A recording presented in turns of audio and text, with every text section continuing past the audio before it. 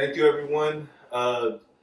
This is an interview / discussion roundtable talk about Black grief and just stirring that conversation about our emotions and how we navigate through uh, just the grieving process of losing loved ones, and processing that and what does that look like for us in our everyday lives and whatnot. So I brought in author, who's a pianist, my guy Tani, and Zen, who's all wonderful, amazing artists, and my guy Malik Jones right here to conduct the interview. So you can take it away. Awesome. So, just a little bit about me. My name is NAIIIVE, Malik Jones. Met this man, Chris, in CSUMB. We go back. He's actually my music mentor. So without him, I wouldn't have my albums, my singles. So I really do appreciate this opportunity. What we would like to discuss? Well, a huge event right now, huge world topic is reparations. So maybe we could get into that and address reparations, see what compensation would that be for you guys, you know? So, so do you guys favor getting something in return for, the slavery and, 2.1 million people, Africans taken away from their homes? How do you guys feel about that? What should the amount be, or what should we be giving back? I think it is a layered conversation to have, because just the accounting for what was done for each household or each family that was benefiting off of slavery is almost immeasurable. So it's like trying to go to each situation and choose a dollar amount to what needs to be paid or given back to our people is a difficult conversation to start. That's it's a change in the way that our system works, because our system is so predominantly against people who are of a certain class or a certain skin color. And even though we've made a lot of progress, we still have a lot of ways to go. There's so many laws, or there's so many measures that are placed against people like us without having to spell it out and say, we don't like black people. No, it's more about class now, and they found ways to keep us in a box without actually addressing any of what is owed to our ancestors. And then anybody want to add on to that? Well, let's start with 40 acres and a mule. Thank you. Do you actually know what happened to that? Like after effects? I think I did at one time. I've forgotten. It's been a while since I've said So Abraham, said 40 acres and a mule, but after his assassination, they gave back those lands to the Southern Confederates. So our land was supposed to be ours. They gave it back to the rich white people. So a lot of plantation owners got their land back, but obviously slavery is gone and they abolished, but sharecropping started. So that's a new form of slavery. So so that's another wave. It reminds me of when the Haitians freed themselves, and it was all good until France wanted their money back. They wanted to be repaid. It's just it's insane. But I love what you said, Tanya, and just even what you said as well, just 40 acres and a mule. Yeah, it's it's such clear ways that we could be giving back what we are owed or we deserve, and then some. I think that as an individual, I find ways all the time to take back what I feel like I'm owed naturally, in just these small ways, just out in the world, I walk around how I want, and it's in spaces, and I don't know, I take up space. I think people put it that way a lot, just taking up space, not just in these unnecessary ways, but in ways however I feel comfortable, and I don't know, just with a certain air, a certain expectation of getting what I need. And that's the start for me. And then I feel like that attracts more of that energy in. When we act as if we deserve it or we expect it, then it comes, I think, a little bit more naturally, because we're not arguing or discussing it with anyone. It is what it is. Moving in your own world. Yeah. And then, how would you feel about it? Or what do you think as Black people? What do you think we deserve? It's a lot that we really deserve, and especially in the topic of reparations, because our physical, our mental, our emotional has been severely damaged to where it's so difficult to navigate in the world. And as they were saying, like just taking up space. How, as Black people, do we exactly take up space? Because in such a in this world, they don't allow us to take space. So like we have to like figure that out for ourselves. Like create our own rooms, Create our own rooms, and then when we create our own rooms, they try to dismantle our rooms. So then that also becomes the issue of like being vigilant and in trying to love ourselves from a place of anger, because we're so angry at like how we're being treated. You know what I'm saying? So,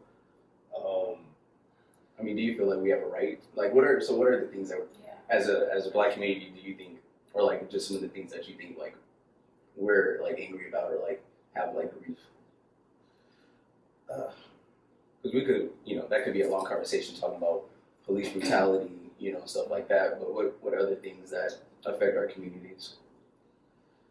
I think the education system is like a really big start, because like as a spoken word instructor, when I go into these classrooms and I teach spoken word, so I try to integrate lessons of emotional intelligence, because when we like in like middle school, high school, like and like emotions come into play, like, oh, I got a crush on this girl, oh, I like this boy, and then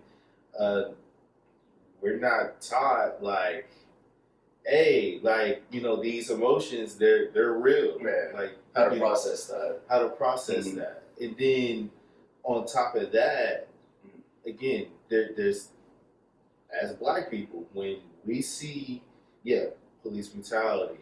I went to a school, View Park High, west side of South Central. The bank down the street was getting robbed every 2 weeks, and we was on lockdown. The school was on lockdown? The school was on lockdown. We was on lockdown for like an hour. Like you said, this is a block. This is way back in the day. This is like 20. Yeah, I'm not that old. Back in the day. I know. 2016, 2018. But like, so like, we'll be on lockdown for like long periods of time after like school. If like school would get out at like 3:45, we'll be on lockdown till like 5. For you, like like your age, was that normal? Like just lockdown, like another shooting or something's going on, is just so like how do you like think that like messes with like our youth like mental, just well being, just of getting used to that. Like nobody should be getting used to another lockdown, And I don't think private schools, in wealthy areas have to go through that struggle, that grief or anything like that. So it's like for black children, just Black people in general, why are we so comfortable, with that? Why are we so comfortable with just helicopter birds, just going around, just blackbirds flying in the area with sirens and stuff like that, and it's just like another day. Personally, I'm not comfortable with that. No? At all.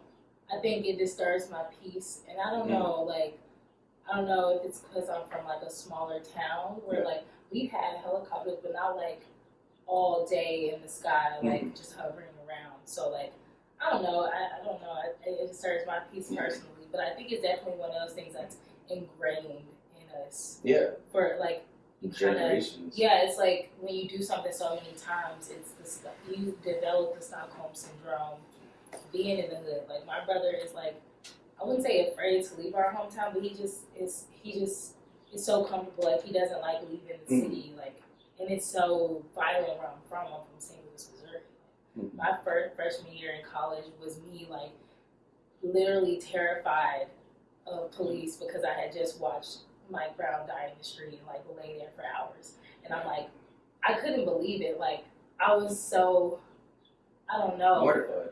It was more, I was mortified, and I was like, how could they do that? and I was so angry, and it's the first time I experienced something like that. And like a couple of days later, I moved on campus, and my college is majority white.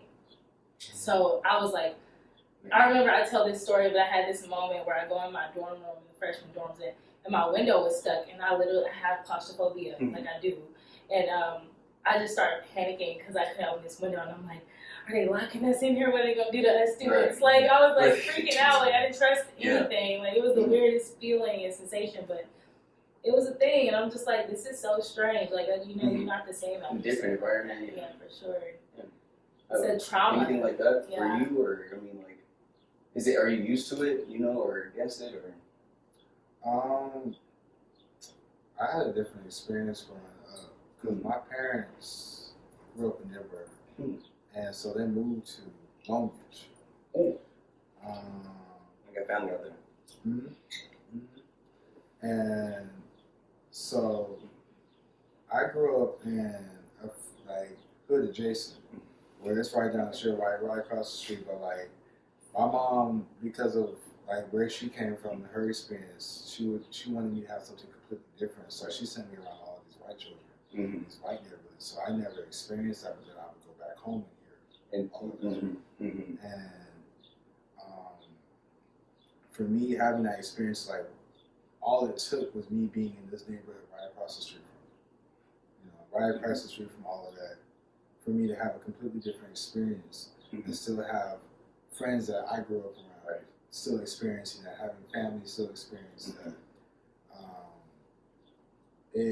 I don't know, I mean, I think growing through that caused a kind of depression for me because I'm like, I was only a block away from, like, it didn't matter if we got out of the hood or not. It's still there. It's still something that's affecting me, and it's still affecting my family, it's still affecting people that I care about. Like, and all it took was to be a block away from it, to be out of, you know what I mean, out of like, and that was really for me, was like, it didn't matter about anything else. I could have been the worst child in the world, or I could have been, you know, whatever. Not saying that anybody deserved anything, but it was the fact that, like, all I had to do was where I lived. You know, and I think you still experience parts of this racism, and it just becomes more sophisticated, becomes more devious and all of that. So it's like, it doesn't make you say, oh, let me like try to go to the highest part of the society. You know, like, it does not at all. It kind of just makes people like, wow, my life really does not matter no matter how far we get. So does that mean, are we seeking approval from our white counterparts in this world? Are we? So then, so if we're not seeking that, then why can't we just be like, you know, F them, like, you know, put that in the back of their heads, like, just be like, we're gonna just build our own. Like, it doesn't matter if we're in a room full of white people or whatever. It's just like, I'm gonna demand that respect, and I'm gonna do what I'm doing. You know. I think we are little by little, and I think that like social media and just like having access to the internet is like helpful because you see everyone in these different like race groups kind of like claiming what's theirs and like demanding respect and acknowledgement for it. And I just love to see it because even us moving a certain way, people expect it now.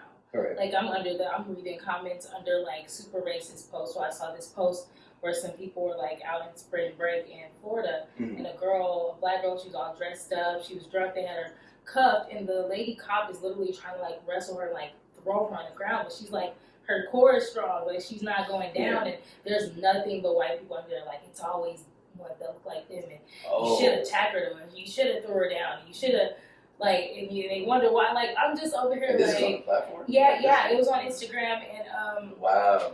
I thought it was interesting because like they expect us to bend to the abuse, and when we don't, then now they're starting. It's a different tune. Now they're starting to be like, not even that anymore. Now it's like, oh, they think that they're too good to be thrown down. So now they know that we're not going for it anymore, and they feel like a way about it. But it's like even when we were talking about Queen Cleopatra the movie, like now all of them are mad and they want to sue because there's a black lady playing a white role in their eyes, and it's like. The amount of times we had to deal with this is obscene. Like, so we're not entertaining that in this reality. The topic of whitewashing. It's deep. Like, Yeah, I think it goes back to blackface. White people wanting to look and portray as black folk, you know? Just like the whole thing of like, hey, Peter Parker can't be black. Yeah. Oh yeah. Oh, yeah, like I mean, I don't know about that one. Stan Lee did The say, Little I made Mermaid this can't be character black. so you wouldn't know. He could be purple, yellow, Yeah. it doesn't matter. I mean, he said I made Spider-Man so it could be anybody, you know, to be this superhero. So Yeah. that'd be the only superhero I give. That'd be the only superhero I give a break. But yeah, no, I get where you're going, because it's just like our whole society is just ran about this European centric, just superhero stuff like that. Superman, Batman. It took so long just to even get spawned with what's his name, Michael Kai White, something like that. I can't think of his name. The first black superhero, and then another Blade is another Blade. Oh my gosh, you saw what they did to Wesley Super Snipes. fan. Oh, yeah. They put. what's it? I need my money. Yeah. That whole Yeah. thing. And not to, because I do want your input. I mean, so everything you heard, I would love to hear, you know, what you have to say. Just like everything just been told, it's just everything. Just get a little bit of where you're at right now. I'm old enough to be your grandparents. So it's interesting, and I enjoy listening to it. Well, enjoys some. It's a little bit sad for me to hear that the same conversation is going on 2 generations later. We've been through conversations about reparations for a long time. This is not a new conversation. They figured out how to do it for the Japanese that were interned in camps. So we're capable of figuring that out. Will we be able to do that for African Americans? I'm a little jaded in that respect, so I doubt it. I doubt that's ever going to happen. This conversation comes up every 5 years or so, and then it goes disappears. Goes back under. It's been, it's sad that my generation, we thought we did this work in the 60s. The mistake was we thought we were done. we thought we had fixed it, and we got complacent, and then we were shocked, when this came going back, and I was not as shocked because I thought, okay, the only thing we did was silence people for racism. So it went underground, it went into shadow, and it gained strength. And so, at the first opportunity, our beloved Trump, it came back. It's always been there. And we did to them what they did to us, instead of doing it differently. Right. And so when you marginalize people, they come back angry, which is what Black people are doing now, which is good. I mean, we made this choice, the government made this choice, in the 60s. It was either Malcolm X's by any means necessary, or Martin Luther King. Peace.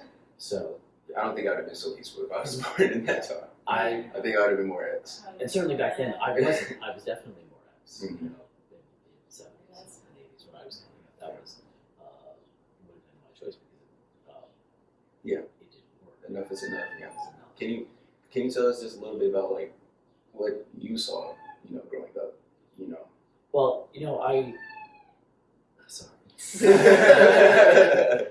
It's one of the 4 cats who wants attention. there's 2. There are 4 of them. They're all upstairs. I benefit from the privilege of being raised by parents who came from very bad circumstances and worked very hard so that their children, my sister and I, did not have to live with them. So my father from Mississippi, my mother from Harlem. They're very violent time. They were born in 1938, so the middle of World War II. And came up through the Harlem riots and all. There was a lot of turmoil. The 60s was an extremely violent period of time. And they worked very hard, raised my sister and I in a very integrated sent us to private schools. So I never saw any of the violence that was going on in LA.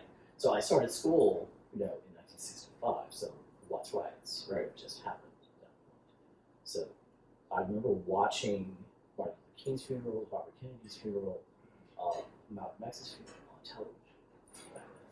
So it's a very young memory of the turmoil that the United States was going through.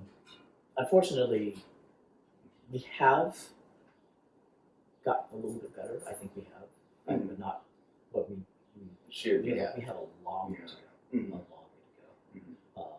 What do you think America would look like if we did get compensated? To give something, what would you think America would look like if we did get something, back? Get some money to build Black businesses, Black schools, Black hospitals, Black communities. Yeah. I I think that we are capable of doing that without reparations. Mm. We've in some areas we have done that. Got And I think that the Black community has never been all that united, but that was on purpose. They intentionally put warring tribes together. Oh yeah. And people think Africa is a city. And everybody should just get along. Africa is 3 times the size of the United States, and Huge. and we never liked each other. When we were in Africa, so why would they expect us to get along here? Mhm. So they intentionally bought slaves from warring tribes. They didn't unite Mhm. and rise up. Right. At that time. That was quite intentional on their part. I mean, systemic racism worked very well. Yeah. Can we reverse that and use that same process to create systemic compassion? And that requires a lot of ownership on our part, and really taking back the power that we already have. Mhm. We don't use it enough. Mhm. And so, would it be great if we got reparations? Yes, by all means. Are the reparations in and of themselves going to change us? No. We are Mhm. with or without money. We have to look at our own mindset as a community, as a culture, and really make some difficult admissions about why it is we're not already Right. a strong community. Right. We've had time. We have access to Mhm. money and wealth. Yeah. Obviously, there are many of us who are very successful, wildly successful. And then there's this disparity in which there are others of us who are desperate and can't seem to get out of that. Why is that? Self-hate. And I think that Ooh. Self-hate. Mhm. Why do you think self-hate? I mean, because just like you said, everything that was done is intentional. It's a really insidious plan. So if you teach people to hate themselves, that's a big thing to kind of fight against. Yeah. So if you're spending all your time, comparing your time to others, and trying to keep up with the Joneses or with this group of people, then you're never gonna be in a position to even stand get your own side of the street clean to even be able to come together with another person. Mm. So that's a big problem. Yeah. It's really sad, but I don't know. Also, Either. Oh, go ahead.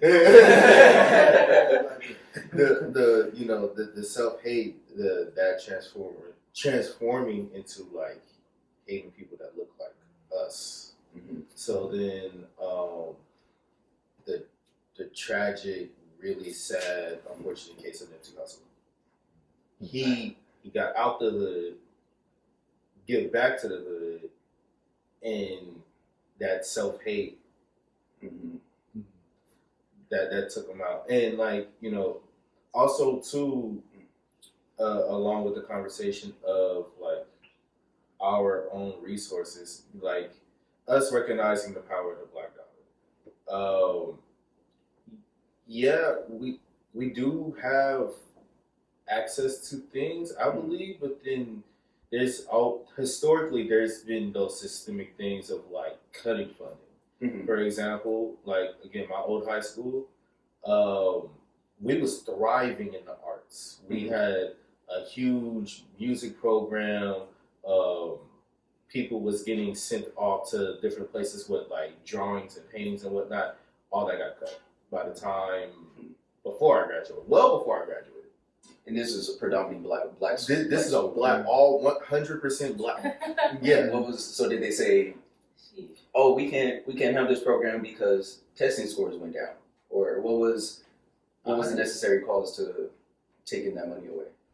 I don't know, and it's very strange because like low property taxes. That's interesting because I don't really know. So my poetry mentor, Mike the Poet, he came in when I was in the 9th grade, and he started to like change things. He was like getting people to express themselves, start writing and X, Y, Z, and then out of nowhere, for some reason, the principal had like a vendetta against him, and then tried to, and actually got him fired. And like students was rallying to like get him to stay on campus because he had such a big impact on our lives.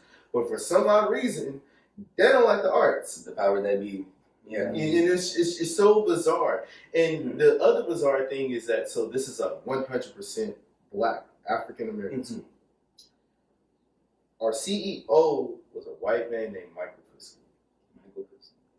He recently got out of prison, like, what, 2 years ago for prison. Yes, he took the school's money. Oh my God! He took the school's money, and this is when I was in school. They just caught him. They caught him. He took the school's funding and went to Las Vegas and gambled it all away. That's nothing. That is all this stuff about like black unity, black love, all by a white man. Yeah, that fled. Gone. Yeah. All that money, dude. And he got slapped on the wrist because he just got out. Right. Just got out should be like. Yeah, that should be a double. Man, you stole from the school. 10 years. Why are you even an educator? For embezzlement, yeah. But he didn't do like hard time. He went to a nice swanky place. Like embezzlement, you don't go with population. It's a different thing. It's a federal crime. So you go to federal prison. Which is not. Yeah. Right, like I'd rather go to privately owned. Yeah. Probably have your own room and stuff. But that's evil though. But he's probably living his own life right now, just chilling. But it's so interesting that like we had all those cuts and everything right before he took the money. Oh, so they put him in charge of money after he was in prison for money-related issues. That's interesting. Yeah. Man. I'm not putting my kids in your school. That's what I know. That's what I know. I'm not trusting that. That's a great point because parents I think need to work a little bit. Yeah, you gotta choose like as a parent, you gotta be in there. Yeah, and pay attention to what's going on and what you're but supporting. I guarantee you. Wait, is that public information? So like where like your money goes into? Yeah. So you could, like I know you're like extremely busy, but I would love to see if you could find anything because there has to be like a paperwork showing where this money is going and what got taken away. It's public. It's supposed to be. What really is like the matter is like even working in public accounting and just seeing how people pocket away money. Okay. I would say it's about reporting it honestly. Yeah, because there's just so many ways to take this money legally and put it into different funds and to make it seem as if it's not being spent.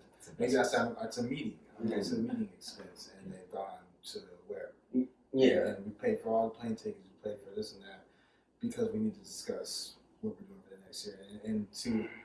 It is like, the world of accounting is not as concrete as people believe, and so the idea is that if you can paint a picture well enough to justify what you've been doing with your operations and everything.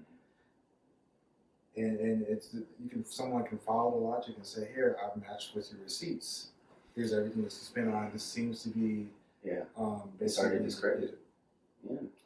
It's hard when you have people in your pocket who are also benefiting from you doing well, and now it starts becoming a question of moral justice. and Yeah. so it's that's already a very tricky question. But then when it comes to like how we address these things, because again, the power is with us. We have the power, and what we put our attention, our energy into. Yeah. And so a lot of times we spend so much of our time and energy pouring into places that have historically shown that they do not care about us, that they have methodologies to go around what we're saying and be able to get what they want. And we're consistently wanting something different from these people, expecting that if we continue to get louder, if we continue to get more violent, that there will be a change. But That's real. yeah, I mean, it's so much money that's put into the controlling of Black minds. Oh, That's a whole new thing. That's what the city is planned. Like they go to great extremes for this. To control the Because market. it's really old. If it's really old paradigm. I don't know. I'll say I think most people would be surprised how present Black people were throughout history. Yeah. Because we've always been there. Long before slavery, long before. So, but you don't. It's not in the textbooks. You have to go find those books. I mean, I remember intentionally looking for Black history books, and I was scared to go down to the hood.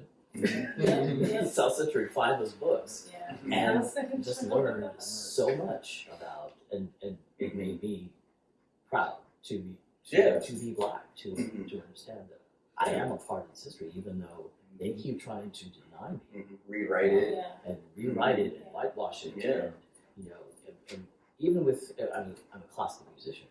There are classical composers who were contemporaries of Bach, Mozart, Beethoven, who were of African ancestry.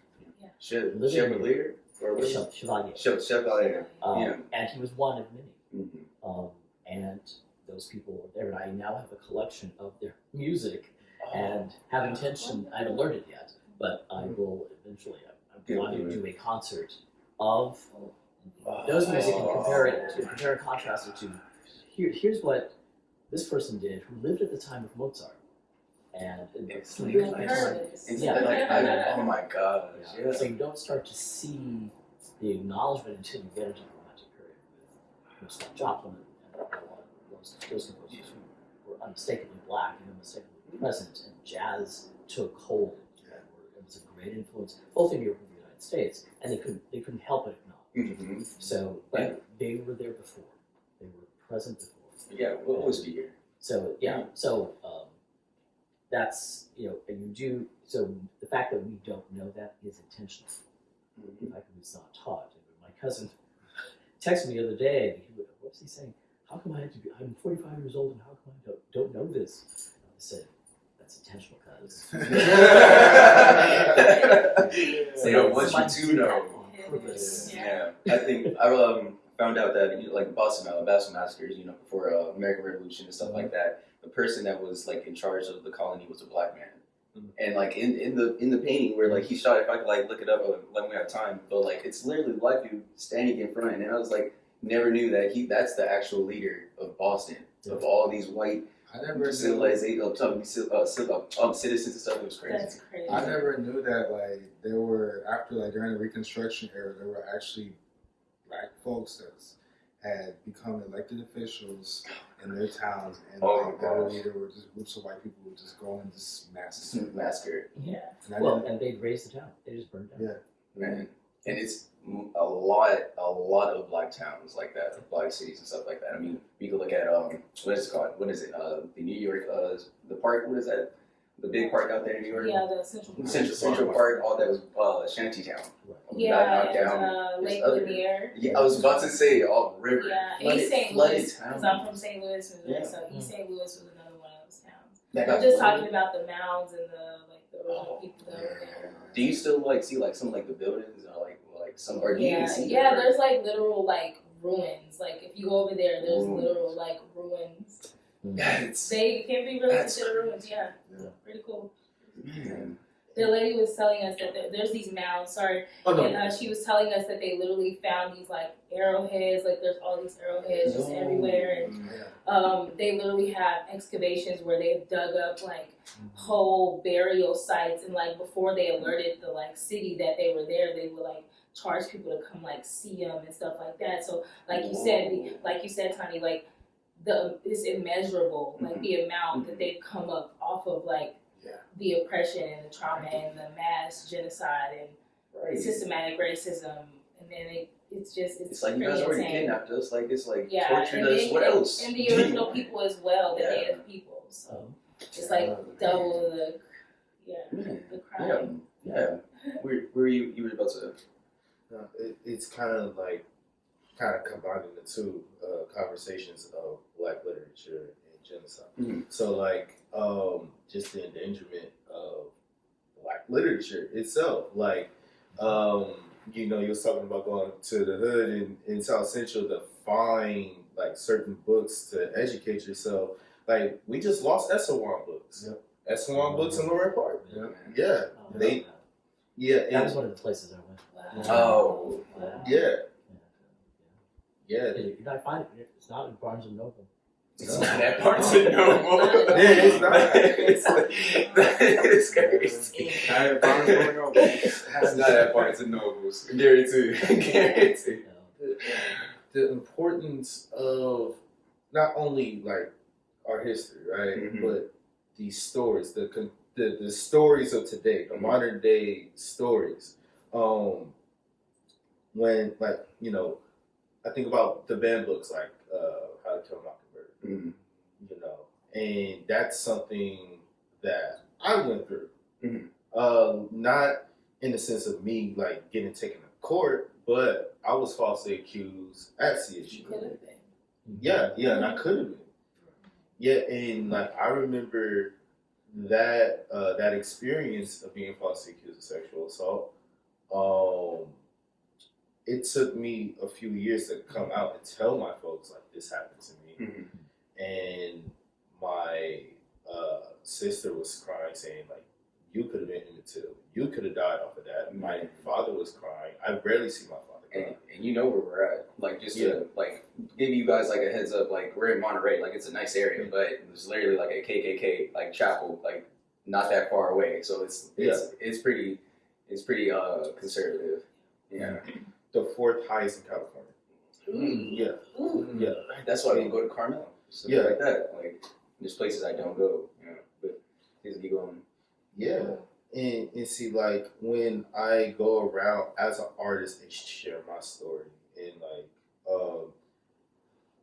almost every like spot I hit and like tell that story, there's always someone in the crowd that looks like me and said, and then, like, again, going back to the importance of, like, we really need Black literature, like, something, like, we can relate to with these stories because like, that's why I kind of feel like sometimes we bury things so deep because there's nothing out there that's gonna resonate and connect. And support. Support. Yeah, we need to hear from each other. That's, I think that's something that we have been taught is to bury these things inside of us. That if we're going through something, that we just have to work twice as hard. That we have to, that this is just the way that things are, and that we shouldn't speak up about these things, or that we shouldn't. That this is just how life is. Yeah. And a lot of us just kind of shut down and start to harden, and we don't talk about these conversations. Yeah. We're not ready for these conversations. We just think that we have to get harder in life. And it just stops up everything so that we're not resonating with anything, but whatever is being projected on us. I'm a big believer in Black softness. I just want to say that. Like, any chance I get to show my vulnerability and just, like, really try my best to exercise that, I take full advantage of it because I'm really not here for the, like, Black person, the whole, you gotta be hard, you gotta have this thick skin and just take all this stuff. It's like, no. Because, you get beaten so much you break, and I'm not really here to be broken or, like, even take on all of that. Like, Mm-hmm. you know, it's heavy enough. It's like, nah. Yeah. Vulnerability allows you to bend Yeah, without breaking. exactly. Mm. See, to even speak to, you know, everything everybody just said here, like in the question that you asked earlier, like, how do we just be like, oh, this is everyday life, you know? Again, like with my high school, bang down the street getting robbed every 2 weeks, and there were times where bodies was found in cars outside of the school, you know, and that sense of hypervigilance, we develop paranoia. We get so paranoid. Oh yeah. Like, and like I think about Tupac when like this conversation comes about. Like, there's this classic album that I love. I still listen to it. Me Against the World. Oh my gosh. Yeah, it's Oh my god. and like just the story of a young black male, like just feeling like everybody's against him. And like, you know, that's something that, you know, expands beyond just the black male experience. It's everyone that's black of all genders. Mm-hmm. So like, just that hypervigilance and it just when you talk about paranormal, that is true, because it's like I've seen probably like 5 people like walk back here, but it's just like always like I'm always looking like whatever like my environment is, you know, and it's just like that, like it's I don't know why it's like it's like I'm always like on alert, or like I'm just like always like looking. It's just like if you feel like you kind of just like have to be and stuff like that. Like when I pulled up to here, I was like, where am I? Like, I was like, there's a stress that we're all constantly under, that we're unaware of, that our bodies are just ingrained to sense. We're always sensing all of these layers of like what seems like violence against us, and so our bodies are just already reacting without us knowing. So oftentimes we're not mentally even able to keep up with how many like reactions or like reactions to what we perceive as violence towards us, and that stress over time breaks down not only our body, but breaks down our mental, our spirituality, everything that connects us to people. And so it's like not being aware of that. That's not something that's even taught, body awareness. Right. We're not taught about how to step into an environment and again talk about, you know, emotional intelligence. We're not taught to like really be comfortable in ourselves, regardless of the environment. But this is something interesting that our culture, like where we come from, is all about that. Being able to interact with environment around, you know, environments that we have control over for our protection and our awareness, our own awareness. Again, I know Arthur talked about this, Zen talked about this, you know, having this power that we can like exert in our environment, and like just finding ways to practice that is something that's not necessarily like taught to us and something that we have to seek out. But it's like once we seek that out, being able to spread that is something that I think is very important. So when do the training wheels need to be put on for Black youth or, you know, Black community to be able to get to that point, you know? I think as soon as possible. Like as soon as like a child is able to understand, like what we were talking about, just how it's like a lot of stuff is up to the parents to like teach their children, practice with them how to manage their emotions and use their words and you know, communicate when they're having like an experience that's uncomfortable for them, because you have to, I think, teach your children that they have a right to like have like a certain like personal like respect and consideration. Like they deserve to be considered just like anyone else or the next child. And I think that just having anxiety and all that, like living through that and having to like kind of like play yourself down and deal with microaggressions and passive aggressiveness just shouldn't be something that you teach your, you know, you shouldn't pass. Those are things we shouldn't be passing down to youth at all. Right. you know. So how do we put the training wheels on my generation? Ooh, that's a good You question. know, who weren't taught. Ooh, I have a good one for that. That's So when someone in an older generation is like crossing my personal boundaries or not being compassionate or just kind of stretching it that way I need, I just make sure that I'm just like clear and logical and just like direct, because all they can do is respect it at that point. You know, just try to like garner a certain level of like like personal respect. Like, look, I've gone this far in my healing and I've gotten this far with just like obtaining a certain level of just like peace, and I've done the self work to be able to like get here. I need your respect for that.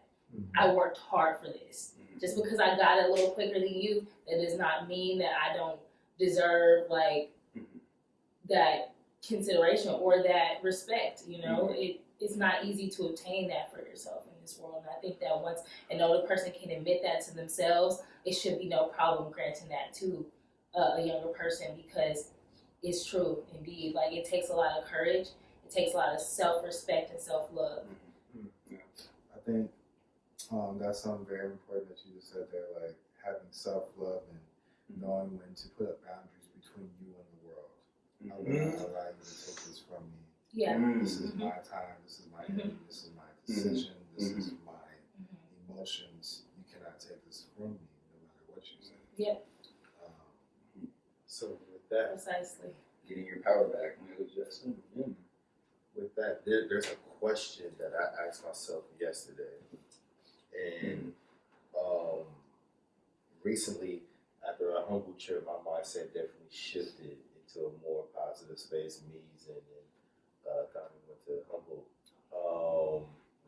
and I just had to ask myself, how far would you go to protect your peace? Is going the distance to protect your peace a toxic thing?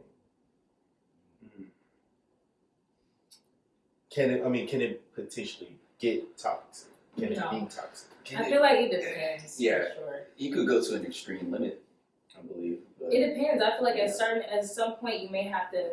I'm the kind of person where if I feel like it's taking too much or it's taking too much energy, I will go into solitude.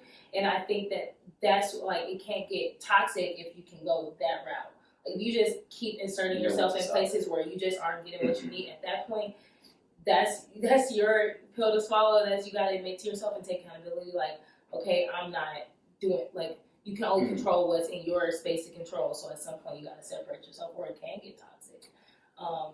You know. I mean, my parents are an example because they grew in environments that were toxic, and in order for them to be able to heal, they had to remove themselves from that environment.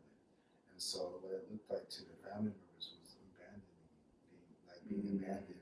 But my family was doing what they needed to do for themselves because they needed a space where they could heal and work their own way to being themselves and being in a healthy relationship with themselves and other people, and being able to now settle, be grounded in what they do and be grounded in who they are. But if they had stayed in that environment and said, like, you know, my peace is not worth their, like, I know that me finding my peace is going to make them suffer. If they put other people's suffering before their peace, they would have never found that peace. And so it was something that they had to go and, like, demand, no matter the consequences. The consequences of them finding their peace was that people did not have access to them in the ways that they needed, which was causing the suffering. Generational cycles. Yeah. I think that's still people taking responsibility for their own peace. Because I had to do that. My parents, did not have capacity to accept me in my entirety. So, I still love them and they still love me in as much as they can, but I can't be in their world. So there is this. I'm not sure. It's not protective as much as it is the space to experience my own growth Yeah. and Yeah. life without having to deal, without having to battle something that really has nothing to do with me. It's where they are, and I accept that that's where they are. It is not where I am. I needed to come out and find my space. Right. And so that generational thing it's probably been going on forever. Because people have had to find, because people change. Yeah. Generations change, belief systems change, and the older generations decide to change or not change, and more times than not, at least in my family, they decide not to change. So I'm like, okay, peace. Yeah. Peace out. Yeah, I think peace is definitely a choice, and it's not always the easiest choice. People think that, like, of course, if I had the choice between war and peace, I would choose peace. Sometimes we get attached to things that are toxic, and so learning when to say, again, like you said, this is not part of like my world. This has nothing to do with me. This is something that's internal that you need to deal with. But I can't be in the same vicinity. Let me allow to have my peace. I think that's a decision. It's a choice. It's something that we constantly have to do. Yeah. And we learn from that. I've learned from that. From like having people very important to me. Like before I knew how to put up boundaries and respect other people enforcing that for themselves showed me how to do that. So if you don't have parents or people around you who are practicing these things in healthy ways, you're blessed when you come across somebody who's doing that for themselves, because you can use that as an opportunity to learn and implement that in your own life. And it's a very personal journey too. So like, you know, you can't really get too mad at what someone else is choosing to do for themselves. However they kind of choose to go about doing it, because it's a personal journey. Right.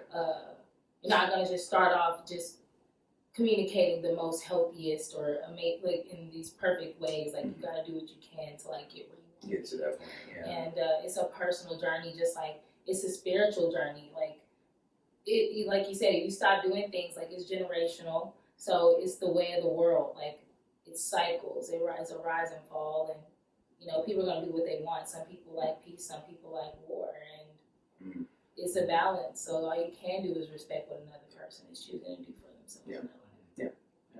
And then your question was what does the youth expect, or what do we our past generations and the youth right now need from each other?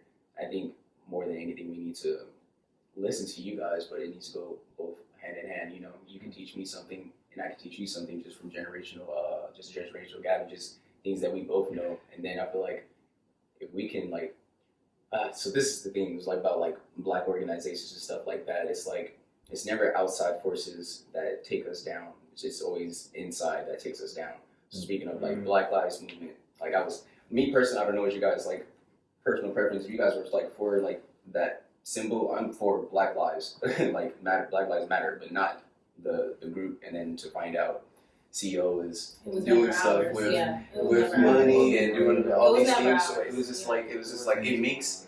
I mean, like I would love to hear how you guys like feel about it, but it's every time Black people try to do something, try to actually connect, it's just like it just never works. Like it worked for a quick period, but then it won't stay. Like I'm waiting for us to unite and stay. Yeah. That was the problem. But it's like why conform? It's like people are suffering every day. There's people still in slavery. It's like it's outside of America, so it's like why don't play with people's lives? You know? I saw so many people choosing not to like go with that group and that herd because we recognize it as being performative, and I thought that was a breath of fresh air when it came to that kind of stuff. I think like we're in a generation now. I mean, even just our generation, like, grew up in the '90s, watching the rise of social media.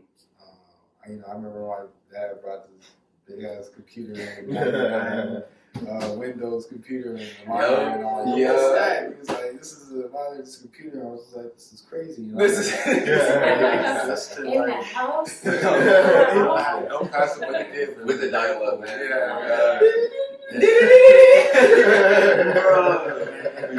Just now being, my mom does daycare and stuff, and just watching these kids come in and be able to go to the settings and like really just talking to Alexa. Yeah, know exactly how to like configure their tablet so that it does exactly what they need.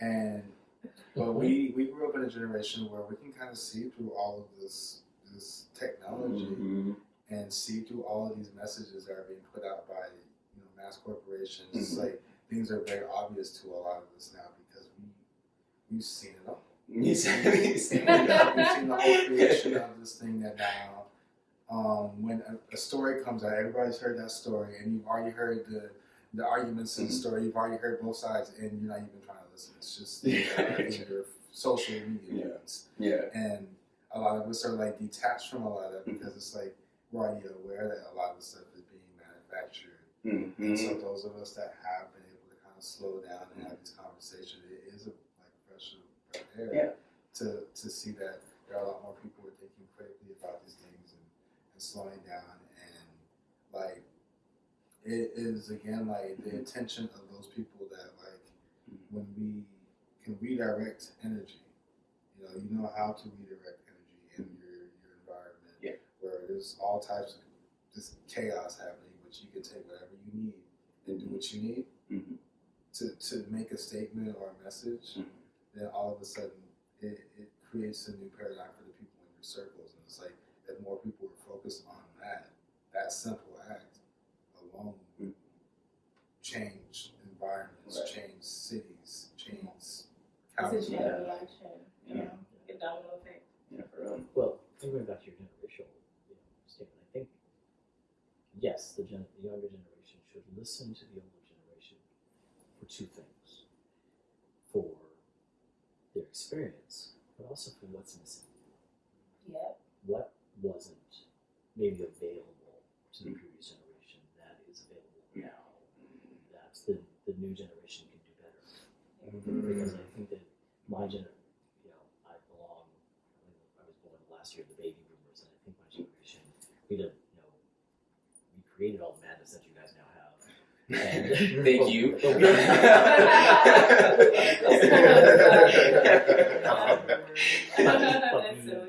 probably didn't put enough safeguards around what's the potential that it had. And we made mistakes. And so every generation has an opportunity to correct, to make better, to expand. Because I think, that may not be, because if you're having a conversation with an older person, like if I'm having a conversation, the one time I cleared the room was I was having a conversation with my grandfather, and I was debating whether or not Mary was actually a virgin. That was not a good conversation to have with. And I come from 4 generations of ministry. Yes. So this was not the room. So you need to read the room and have conversations that can be beneficial. And so there may be some things that you have conversations about, but then you get out of that situation and then say, you can do this better. You can do this differently. And have that courage because I don't know what wisdom is. It's just old, it's just old stories. But that's not what's going to fix the future. The future is going to come with the future. not from the past, because the past is messed up. And we romanticize. When I hear about how glorious the 60s were, I was like, okay, you were too young to you were been there because there was nothing glorious about that. Because like you said, Trump saying, make America great again. Was there ever a period for? Actually, there is a period. I answered my own question, but I'm gonna still gonna answer. Was there ever a period after civil rights where Black people were actually predominantly doing better, getting increasing our numbers or anything like that after the 60s, or what were we doing 70s, 80s, to it appeared to be that way. I mean the 60s people I think these 60s ended more because of exhaustion than because of solution. it was exhausting. I mean, every week somebody was dying. And every week someplace was under attack or siege. There were, all the riots that were going on all the time for various reasons. Yeah. Whether it be civil rights, the women's rights, the Vietnam War, all these protests were going on. They were squashed, unceremoniously by the police at the time. So it was this constant cycle of violence, and I think we got tired. So we're like, okay, we can't maintain this because it raised a lot of things to attention. There were a lot of laws that were created. There were some rules that came out of that were probably very good and certainly set us on the right path. But there was more work to do, and we were tired. So it was for at that time, Right. the young So generation. So it was, and there did parents' appear to be, at least the way you saw it and the way it's portrayed in the media, to be some signs of prosperity happening to minorities in the country. It was, the media is very selective about what it puts out there. I'm still in awe of social media because social media is exposing everything to everybody all the time. And everybody's so ready. And I'm so glad that the controls that the big media had, they don't have it anymore. I was like, those are good. That's a whole other conversation. With The TikTok, veil is with completely ripped off for Yeah. a lot of things. But then even with that, like not being able to control it from you gotta be smart enough and like be knowledgeable enough like what's real and what's not. Because social media has this huge veil of like, this is it, but it's like that looks a little weird. But thank God so many people are so vocal because now that everybody can have that platforms, like people are literally coming off all these different niches, even if it's literally your whole brand is like exposing fake things or like talking about the advancement in technology and artificial intelligence. People are learning a lot, just based on being on social media because people are like, I'm gonna use my voice for this. Like I'm trying to be a nerd for this topic. Or the truthers. Truthers are a big deal nowadays because we all relate to those ones and people are gonna do what they want. It's all their crowd. Yeah. I don't know if you guys heard about Jamie Foxx and stuff. I just heard about that. Everybody's saying the family's waiting for expecting the words. This man is home. This man is home playing golf. I was but it's all these fake things of the family's expecting the worst from this and they're expecting him to die and stuff. It's just all that is just But the truth is, they help with that stuff because they're on top of that stuff. There's people that literally stay up on it. No, his daughter coming out was no. But what really messed me up though is because even when Kobe died and this comes out, I'm just I didn't believe it. I was it's fake. This sounds like some fake. We know nowadays that they're trying to just dish out something to get the money. We know now. Let's wait a bit. Let's wait a bit. Well, they bragged about it with Trump being elected. They basically said, we memed him into office. Yeah. That's a direct basically. Really? There's so much fake news out there. And they convinced enough people to sway the Electoral College. Certainly not the popular vote. But the Electoral College got swayed. Yeah. So we can look back on this and feel the embarrassment and the cringe that we should feel. To allow these things, when people went and bought up all the paper towel, all the toilet paper, y'all were silly for that. Why y'all do that? It caught up. Yeah. We were all I was at the hospital, so we're toilet paper. This is not an intestinal bug. This is.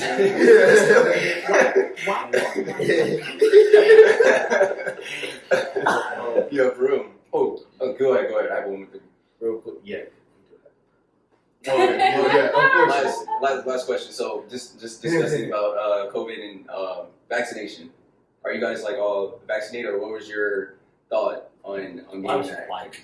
And I think I've had every single vaccination there is on the planet. So, and it is. I never thought about it in pro or con as much as my mother's a nurse, so I was raised around the hospitals my entire life. And so the science of vaccinations is He was like, I I'm was going for so, it. yeah, get vaccinated. Mhm. I didn't when people were coming up with all the reasons for not getting vaccinated. I was like, okay, you can believe what you want, Mhm. but don't try to me when you're sick. Yeah, don't I'm the same Yeah. way. My mom is a public health nurse. She was like, "Boy, you better get your fucking vaccine." Yeah. Man, I told you my Stay in mom this house. caught COVID, and I was like, I'm out the house. I was like, I'm staying with somebody else. I was like, let me get this little distance. But are you guys all vaccinated or No. no? So I'm an I didn't extremist, just for my personal self, but I'm all for people doing whatever they feel like they need to do. Yeah, my only thing was just based on Tuskegee experiments and Yeah. past things Those are the that things that you I'm know, like, yeah, that that I can't. it's like, I'm not trying to have syphilis for the rest of my life, you know. So it's just Yeah. like it's certain things. It's like I don't trust fully This until particular you know. vaccination had me in doubt because Yeah. it happened The so way it came quick. about. Yeah. The way Like, it came about. This was Really paying people to get it. Like, why do you Just like pizza, free, like it was just these Those weird. are It strange. it spiritually or felt you can get weird in the to me. lottery pick, Yeah. like it was It weird. spiritually feels weird to me, and I always brag about this. But I'm a person who is like immunocompromised. I barely wear a mask. I don't touch things or touch people. I'm naturally kind of OCD. Mhm. I have never caught COVID, never, Yeah. and I would not go to because I just needed the opposition. And the way the world was going, like I needed the opposite because it was like too much fear mongering. It was too much stress, and I feel like it was too much just like.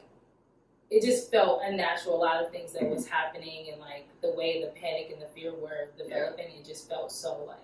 The vaccine he didn't just stop gone. you from having COVID. People were still getting COVID. Yeah. Now, interestingly, like my cousin actually worked on one of I think she worked on Pfizer, Oh. and so she had known on that,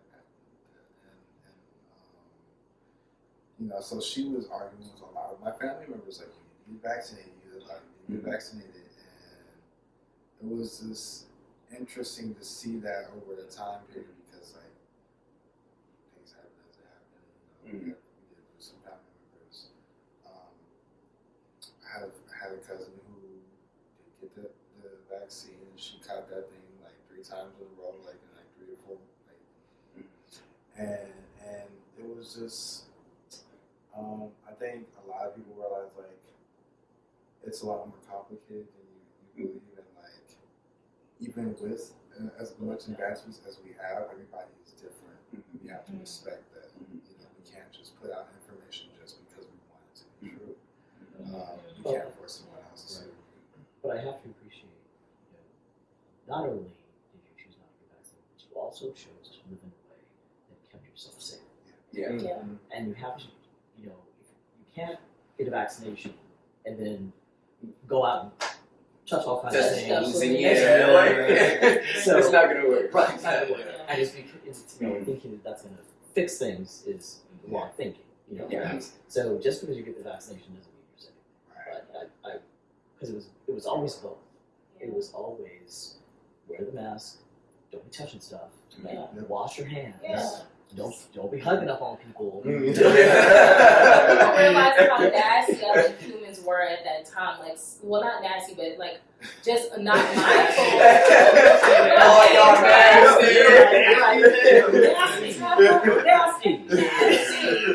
What's crazy, like we just talked about the whole thing of like getting vaccinated. You still catching that thing? Like Yes. my sister is vaccinated 3 times. She got Came boots? back home. She got watched. Yeah, she had all the boots. Came back home March. She had it. No, my God. She was not for a week. She was so like Again, Yeah, my let's staff talk about members- protection of our energy and our spirit and where we're going, because some people are not as clean, and you just have to protect yourself no matter what, whether you're vaccinated or not.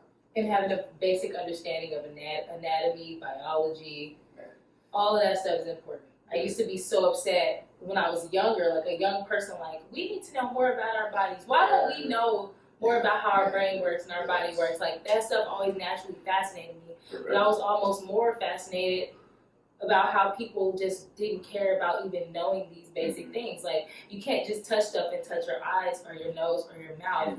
That's literally giving yourself all of these Outside like germs, pathogens and inside. these germs. Like, Yeah. gross. You all seen Almost as Jones. You remember that animated movie? So I exactly, didn't. I grew up like that. Oh my god, it's like have you seen that movie? Oh man, it's literally like just a black animated movie. It's just like how to like take care of your body and stuff like that. So it's a Hey, what's the it? Magic School Bus. It's a Chris Rock and somebody else. Yeah, it's funny. Yeah, it's really good. So I grew up watching that. So I was like, oh my god, my body. I was like the learning Magic all these School Bus things. was another one, and I think yeah. a lot of black people are obsessed with Yeah. like cleanliness, and Oh, that's yeah. another thing Oh, my that gosh. benefits me in my Man, life. that is a Cleanliness whole next to nother godliness topic. is like a real Man, thing. yeah. It's a real When you thing. come home, you better wash your hands. Don't be Yeah, don't bring the touching outside into your don't home. bring the My grandma outside. used to be like, "You smell like a little boy." Like, like yeah, go take us some Plastics on that couch. Don't be jumping on my couch. My grandmother had a whole living room we couldn't even go into. Did she have? It was for Did decoration. she have the plastic on there? She did, because you weren't allowed to go in there. She was a See? Southern belle. Southern- You Southern guys can go belle. in that front room. There's a family room and sitting room. You go in there. That room's off limits. Everything's white. There's all the crystally things everywhere. Don't touch it. Don't look at it. Think about it. I used to think, why do we have this room? We can't even go in there. Like, Mhm. what is this room for decoration only?